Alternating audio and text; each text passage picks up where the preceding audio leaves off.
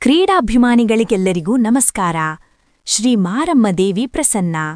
ಯುಗಾದಿ ಹಬ್ಬದ ಪ್ರಯುಕ್ತ ಮುಳಬಾಗಿಲು ತಾಲೂಕು ಮುದಿಗೆರೆ ಗಡ್ಡೂರು ಗ್ರಾಮ ಪಂಚಾಯಿತಿಯ ತಿಪ್ಪದೊಡ್ಡಿ ಮತ್ತು ಕುಕ್ಕಲದೊಡ್ಡಿ ಗ್ರಾಮದಲ್ಲಿ ಸತತ 2 ದಿನಗಳ ಕಾಲ ಅದ್ಧೂರಿಯಾಗಿ ನಡೆದ ಗ್ರಾಮಾಂತರ 6 ಹಿಟ್ ಕ್ರಿಕೆಟ್ ಟೂರ್ನಮೆಂಟ್ ಅತ್ಯಂತ ಯಶಸ್ವಿಯಾಗಿ ಸಂಪನ್ನಗೊಂಡಿದೆ. ಮಾರ್ಚ್ 19 ಮತ್ತು 20ರಂದು ನಡೆದ ಈ ರೋಚಕ ಕದನದಲ್ಲಿ ಭಾಗವಹಿಸಿದ ಎಲ್ಲ ತಂಡಗಳಿಗೂ ನಮ್ಮದೊಂದು ಬಿಗ್ ಸೆಲ್ಯೂಟ್. ಈ ಬಾರಿಯ ಟೂರ್ನಿಯಲ್ಲಿ ಅತ್ಯುತ್ತಮ ಪ್ರದರ್ಶನ ನೀಡಿ ಚಾಂಪಿಯನ್ ಆಗಿ ಹೊರಹೊಮ್ಮಿದ ಆ ಬಲಿಷ್ಠ ತಂಡಗಳು ಯಾವುದು ಗೊತ್ತಾ?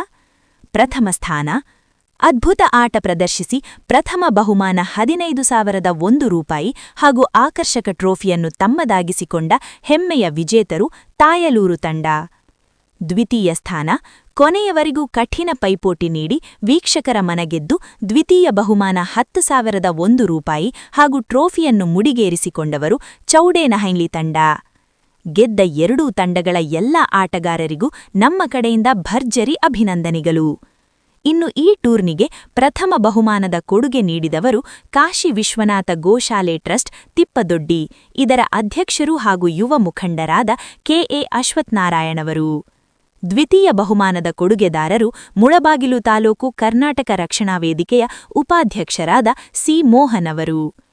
ಟೀ ಶರ್ಟ್ ಕೊಡುಗೆ ನೀಡಿದವರು ಬಾಲಸಂದ್ರದ ಮುರಾರ್ಜಿ ದೇಸಾಯಿ ಶಾಲೆಯ ಪ್ರಾಂಶುಪಾಲರಾದ ರಘು ವಿ.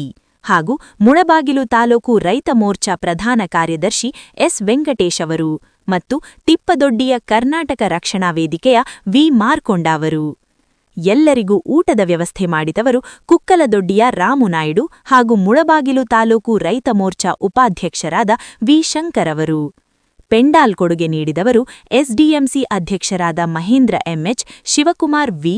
ಹಾಗೂ ಸುಬ್ರಮಣಿ ಟಿಕೆಎಸ್ ಅವರು. ನೀರಿನ ವ್ಯವಸ್ಥೆ ಮಾಡಿದವರು ತಿಪ್ಪದೊಡ್ಡಿಯ ಮಧು ವಿ. ಮತ್ತು ಶ್ರೀನಿವಾಸ್ ಅವರು. ಈ 2 ದಿನಗಳ ಕ್ರೀಡಾ ಹಬ್ಬ ಇಷ್ಟೊಂದು ಅಚ್ಚುಕಟ್ಟಾಗಿ ಮತ್ತು ಅದ್ಧೂರಿಯಾಗಿ ನಡೆಯಲು ಬೆನ್ನೆಲುಬಾಗಿ ನಿಂತ ಈ ಎಲ್ಲ ದಾನಿಗಳಿಗೆ ಗ್ರಾಮಸ್ಥರು ಹಾಗೂ ಯುವಕರ ಪರವಾಗಿ ತುಂಬು ಹೃದಯದ ಧನ್ಯವಾದಗಳು.